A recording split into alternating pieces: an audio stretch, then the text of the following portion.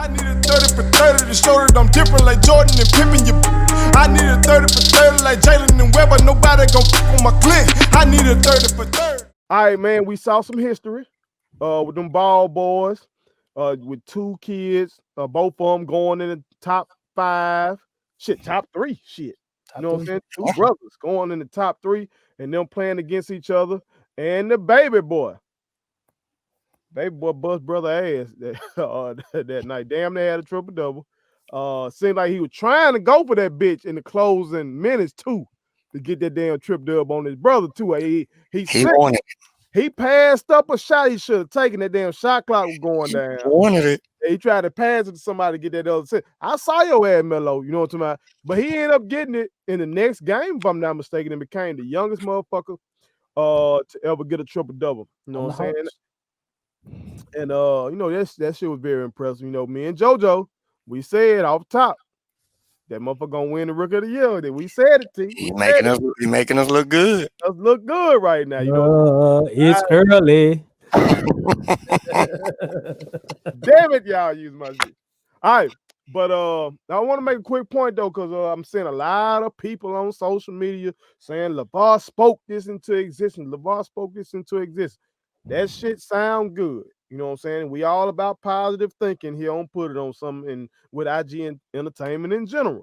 But we also about putting in this work and making good decisions. Okay? And we can't forget, America, that Lavar Ball didn't just speak this shit into existence. Lavar Ball strategically did this shit to get them boys where they at. Lavar is what himself 6'5", 6'6", something like that. And it was a former football player himself. All right, so one, he has the genetics himself. Now let's think about the strategy. Lavar said out his own mouth, he made sure he married a woman who was tall and who was an athlete her damn self. Okay, because so he's an athlete. He chose a tall athlete for his wife, so his kids could be tall. Okay, so you motherfuckers out here who your mom and dad is 5'5" and 5'3" respectively, and you thinking you 5'4" and you just speak your way into the NBA. It's not that goddamn easy. That's the strategy. Then when he got them boys, he worked the shit out of them. He been training them boys their whole damn life. They asked LaMelo how he feel about playing so well early. He like, shit, I've been doing this since I was 3. This is my life. This is what I've done. I played 21. I've been doing it. And he ain't capping. He literally been playing his whole life. That's the work. They've been training with their dad all the time. So don't just think y'all can speak your way into being LaMelo Ball, Lonzo Ball, and all this shit.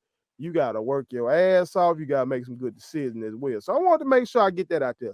Because y'all know I coach high school ball. And Lord knows, I done had some motherfuckers that threw their life away chasing that ball when they should have been chasing something else. God gave them something else. But they thought, well, they did. Yeah, but they had some genes to go with that shit too. Figure out what God gave you and work that shit out. But moving on, though, I want to know what my brothers think about LaMelo in terms of his ceiling. How high do y'all think this guy gonna go? Do y'all see just a career starter? Do you see a perennial all-star? Do you see a superstar? Do you see the future point guard of the league in terms of he'll have that mantle of being the league's best point guard? How high is the ceiling on LaMelo Ball? T, we'll start with you. In today's game where it's not as physical, of course. I think he can be the better ball brother of the family for sure. I think he could be one of those guys that could surpass a lot of really good point guards in the league. I mean, as long as he doesn't get into feel his own hype out and get into his own hype and just kind of just keep working. I mean, I wouldn't be shocked if this brother is like this close to being an all-star this year because of the fan vote. I wouldn't be shocked. Now I don't know how much the fan vote weighs in. I had to look that up, but it wouldn't shock me if he slid in as an all-star. I mean, right now, out of the guards, I mean, you could say Trey, you could say Ben, but after that, unless y'all got somebody else, it's kind of a toss-up. If he plays, he got Kyrie. And they winning a little bit over They're there. winning. I mean, they're ahead of Brooklyn right now, actually. Gordon hooping, yeah, that's right. They're ahead of Brooklyn right now. I mean, half a game, yeah. Yeah, but you know, they're looking really good. And LaMelo, I guess he's good with the, you know, I'm sure he wants to start. I know he's coming off the bench, but I think the ceiling is high, man. I didn't know how things was gonna look early on. I kind of thought he would come into form a little bit later. I didn't think he would come into form right now. And that's why I picked Wiseman, because I thought Wiseman would come out of the gate pretty solid. But he's struggling somewhat. But LaMelo, man, I think, and it could be just the fact that it's a guard-centric league, man. And he's got guard skills. He's got vision. He's very instinctual when it comes to getting boards, because as we saw, he had 9 one night. Did he have 9 assists or 9 boards the night he came up short? 9 assists. 9 assists. Okay. So he had the boards. Okay, and then the next night he did it. So you know that tells you right there he's instinctual when it comes to getting the rebounds and stuff. But I think the ceiling's high, man. I ain't gonna lie. I think he could be a very dominant guard in the league. He's got the size, like you mentioned, Wells. I mean, he's got the tools.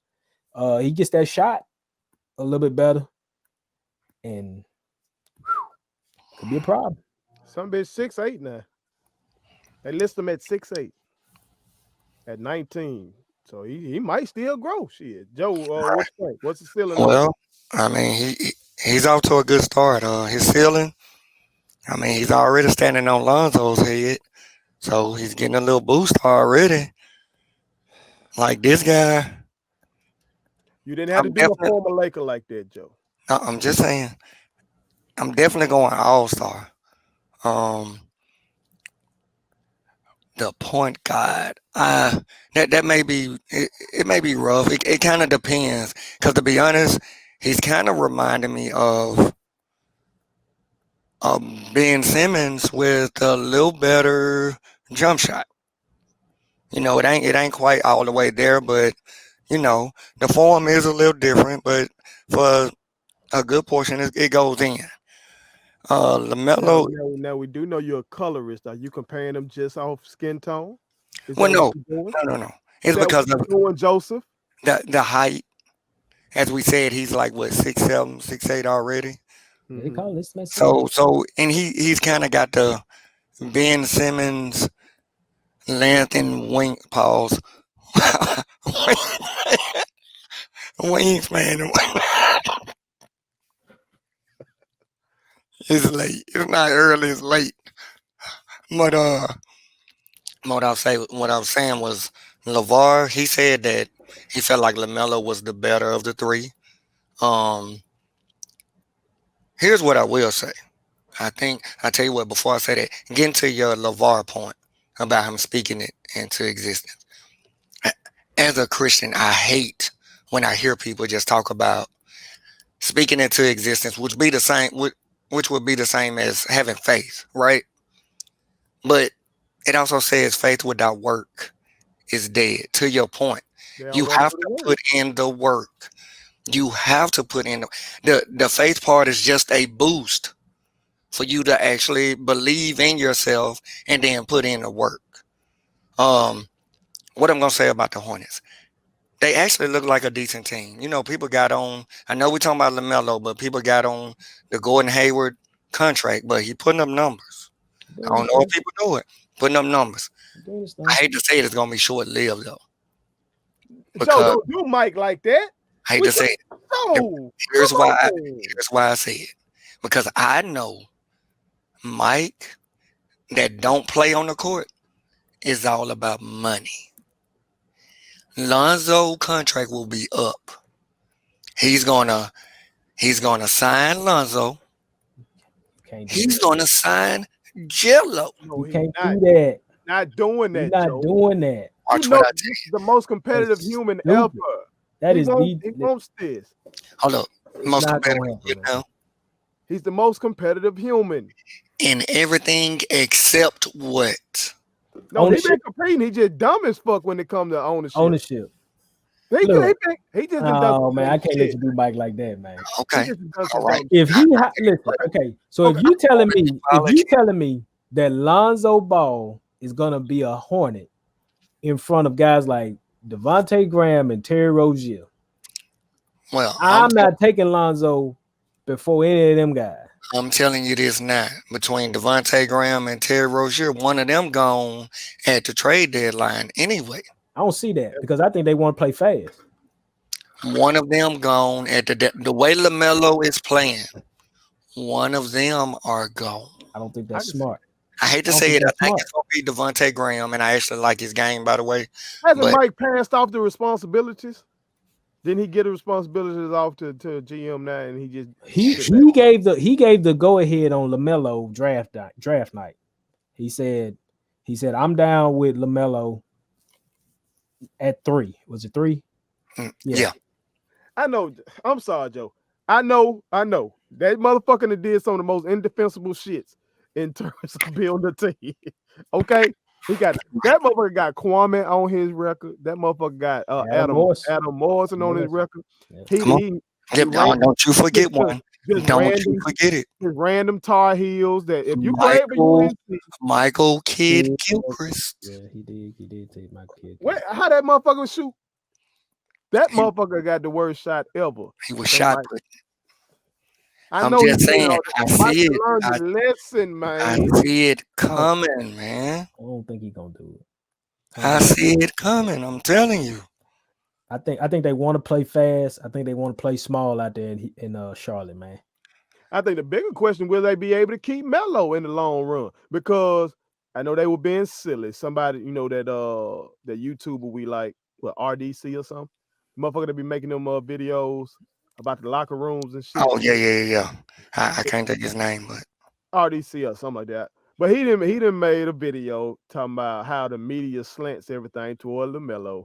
No matter what go on the court, LaMelo gonna get his shine. You know what I'm saying? So LaMelo, and I think that's part of the reason why when we did that LaMelo segment about him winning Rookie of the Year, that it did well, without us even putting in marketing dollars on it. Because this man just got such a high online presence, which gives credence to TJ's point that motherfucker might. Through fan vote, I know they sliced it up now. Yeah. If it was old school, that motherfucker in there. Oh, Motherfucker's a starter. Yeah. But Okay. they have sliced it up. But Let me will Mike be able to keep this motherfucker? Let me give y'all something to think about, right? That question right there. Will Mike be able to keep LaMelo? Mm-hmm. How can he keep LaMelo? What can he do to keep LaMelo in Charlotte? I don't like what you're doing, man. Tell me. I want you to answer it. I don't want to answer that, Joe. How can he do it? You bring the whole family there. Oh, man. That's how you keep them. Oh, man. You bring the family. Mike do that shit. Mike. Leangelo is in the G League, but it ain't happening. Lonzo ain't done nothing yet. I'm gonna take this shit down back here if Mike do that. Tell me this. I want you to name the 12th player on the Charlotte Hornets right now. Vernon Carey Jr. You telling me Gelo can't get that position? Vernon Carey better than LaGelo. Gelo about the size of Vernon as far as weight. And he could shoot better than Vernon. And then that's the case, him and James Harden the same. Vernon went to hold the fuck. Is this really the 12th motherfucker on the team, or y'all just made up a name? I think he is playing for He's kind of down now. Y'all motherfucker, you know what I'm saying? America. You know that's a dookie, right? Yeah, America, quit fucking with them other shows. Quit fucking with them. Y'all watch NBA Inside, whatever the fuck it is, after the game on TNT, and they play a game called Who He Play For. And you see them motherfuckers up there, they make millions, and they have no idea who these motherfuckers in the league play for. They put some guys from Phoenix Suns on there, and Charles swear he the Suns guru, and he didn't know who the fuck. But my two brothers just pulled out their ass, the 12th man on the Charlotte Hornets. Y'all motherfuckers great. Let me solo. This that y'all motherfuckers something else. That boy JoJo, goddamn kudos. That motherfucker Tim G. Jacob, he's not only a lyrical mastermind, these motherfuckers know what the fuck they talking about. America, I'm gonna tell your ass straight up. I don't know who the fuck they talking about right now. I don't know who the fuck they talking about. But that's why they them. That's why they them. Shit. Y'all, Joe, Mike better not do that shit. Happen, man. I'm sitting here telling you. Mike's son is on Twitter. I'm gonna have to add him and say, bro, don't let Pop do that shit, man. Don't let your pops do that shit. Okay, tell me this. What's in Charlotte to keep LaMelo there? They gonna win, man. They gonna win. They gonna be packed again once COVID is over. The motherfuckers gonna come back in there. It's gonna be like when Muggs was there, when Zoe, LJ. They're gonna have that culture. It's gonna be like the OKC. I really think so. Or like Seattle Supersonics, how they used to be. You know, North Carolina loves basketball. That's what it's gonna be. I'm claiming that. Hey, I really think they like I'm that. speaking it into existence. Go. Subscribe to our daddy's YouTube channel. He's the best. Hit the like button, turn on the notifications.